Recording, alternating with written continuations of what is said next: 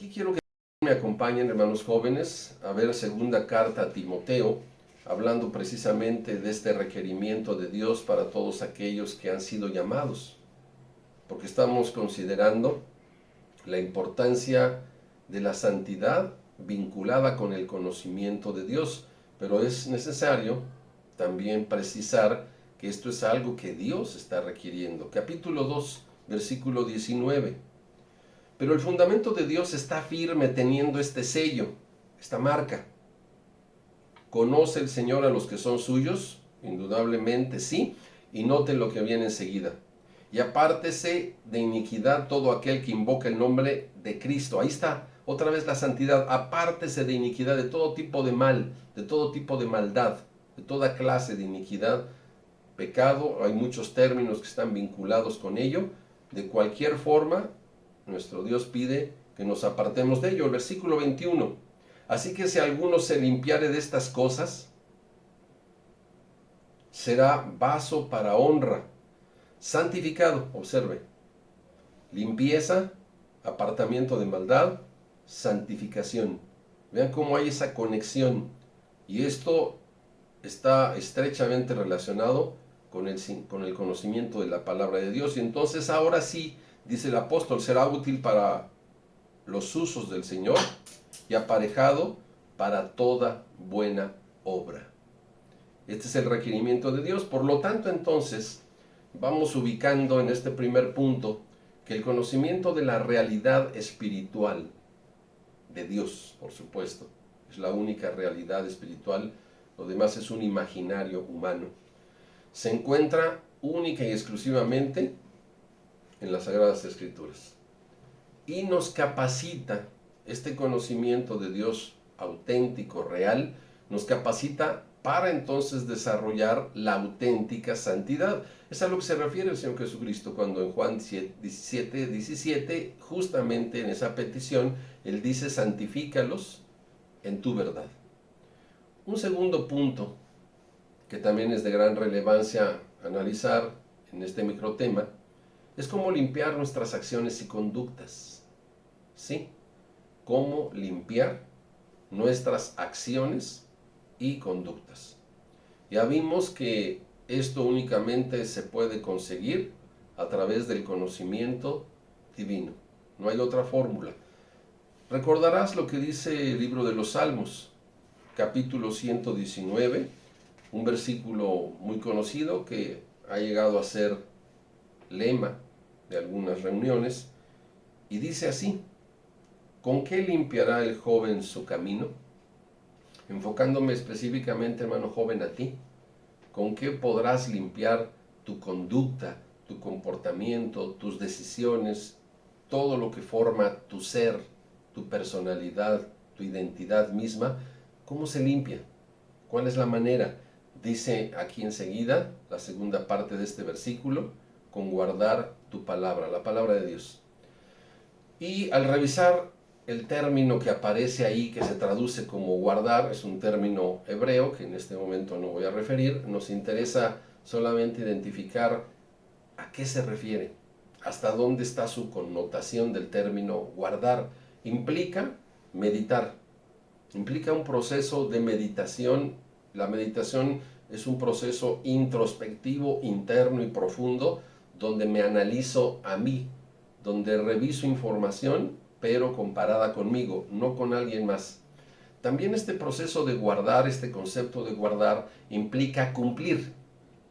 O sea, no solo meditar, es decir, no queda solamente en un proceso en el que reflexiono, dedico tiempo, intelectualmente, espiritualmente en mi mente, y ahí termina. No, implica acciones. Inmediatamente después es llevado a las acciones, y también el término que se traduce como guardar, que viene del hebreo, también implica conservar, es decir, a lo largo del tiempo estoy cumpliendo algo, estoy meditando, pero lo estoy manteniendo a lo largo del tiempo, es decir, no es por única vez, no es por un instante, sino es en un tiempo indeterminado. Se mantiene esa condición. De tal manera que entonces vamos reconociendo algunos principios.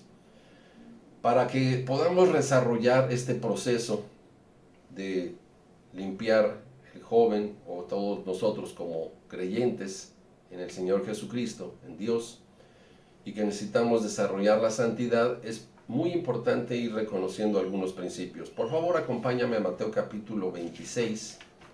Dice en el versículo 41, es el Señor Jesucristo el que refiere estas palabras, y dice así: velad y orad, para que no entréis en tentación.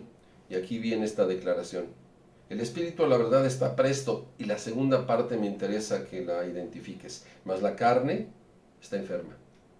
Es importante reconocer esto. Nuestra naturaleza es carnal. Estamos revestidos de este estado de carnalidad, ¿sí?, de carne, y tiene una tendencia, lamentablemente. La carne tiene una tendencia. El Señor Jesucristo la identifica como un estado enfermo. Sí, porque el mal está en nosotros, como lo vamos a ver enseguida en Romanos capítulo 7. Acompáñame a leer esta porción de la Escritura. El apóstol Pablo también aquí es muy claro, es muy preciso. Romanos 7, versículo 18, dice así: y yo sé que en mí, es a saber, en mi carne, hay un paréntesis, observemos eso, en mi carne, o sea, no es en el espíritu, ya lo vimos, el Señor Jesucristo habla de que el espíritu está dispuesto, sobre todo cuando ya va llegando el conocimiento. En mucha gente, la gente en el mundo, lamentablemente, tampoco su espíritu está dispuesto. O sea, hay una ignorancia, hay un estado de ceguera, de oscuridad en la conciencia. Pero aquí está hablando ya de quien tiene un acercamiento, como todos nosotros, en ese vínculo de fe con Dios y con el Señor Jesucristo. Yo sé que en mí, es a saber, en mi carne, no mora el bien. Observemos esto, no está el bien, porque tengo el querer, es decir, el deseo de hacerlo está, mas efectuar, es decir, realizar el bien, no lo alcanzo. Es decir, esto es una etapa, es un proceso en el que se está dando esta problemática. Estamos hablando de cómo limpiar nuestras acciones y conductas justamente en el proceso de la santidad. Y sigue diciendo el apóstol: porque no hago el bien que quiero, es decir, estas cosas que deseo, el bien, la justicia de Dios, esa santidad, hay una oposición. Y entonces dice: mas el mal que no quiero, este hago. Es decir, al final hay un deseo del bien, pero en las acciones viene una práctica de la maldad. Y si hago lo que no quiero, ya no lo obro yo, sino el pecado que mora en mí. Ahí estamos viendo entonces, hay que reconocer el estado en el que estamos. ¿Qué naturaleza tenemos? Una naturaleza que tiene una tendencia hacia la maldad, hacia el mal. Por eso lo está diciendo claramente así el apóstol Pablo: el pecado mora en mí. Y termina en el versículo 21, así que, queriendo yo hacer el bien, o sea, en ese deseo y voluntad, hallo esta ley, este principio. Por eso decimos, esta ley es un principio que Dios nos está llevando a reconocer. ¿Cuál es ese principio? Que el mal está en mí. Es decir, hay una tendencia a la maldad en esta naturaleza humana en la que estamos.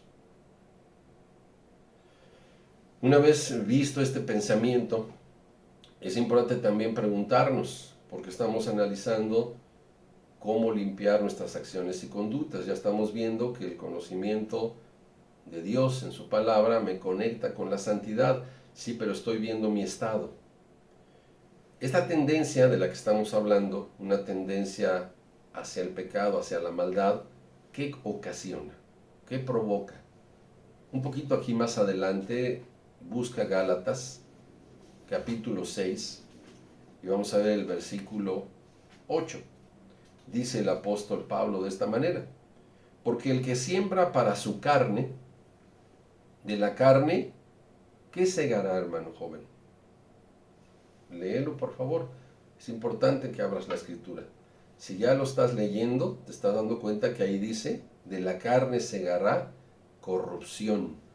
Es decir, esta tendencia de nuestra carne que va hacia la maldad, que va a ocasionarnos en nuestro ser, en nuestra vida, si dejamos que opere de esa manera. Corrupción. Y este término corrupción implica una gama de aplicaciones. Número 1, nos va a llevar a la práctica del pecado, que ya es corrupción de la conciencia, de las acciones, corrupción de las palabras, corrupción de los pensamientos, Así se vive en el mundo, tú lo sabes, mi hermano joven. Compañeros tuyos en el trabajo, en la escuela, vecinos, familiares que están alejados de Dios, ¿en qué condición se están encontrando ellos? De tal manera que entonces hay corrupción y se va empeorando. La persona que está en ese estado no mejora a lo largo de los años.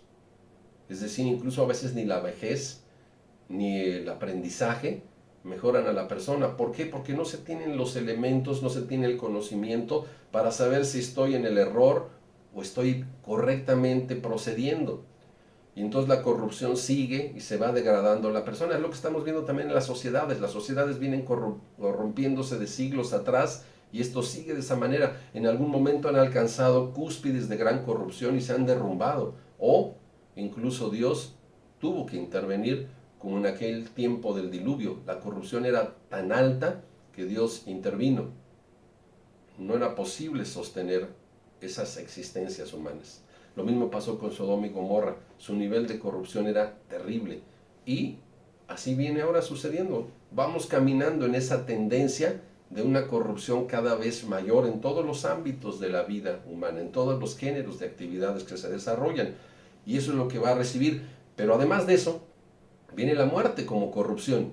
Y no solamente esa muerte primera que es consecuencia del pecado, sino incluso la muerte eterna, que es ya la perdición, y ya no queda absolutamente nada de aquel ser. Entonces estamos viendo que por eso Dios nos habla de la santidad, del estado que Él tiene también para que nosotros lo busquemos, lo desarrollemos con el conocimiento que nos ha otorgado en su palabra.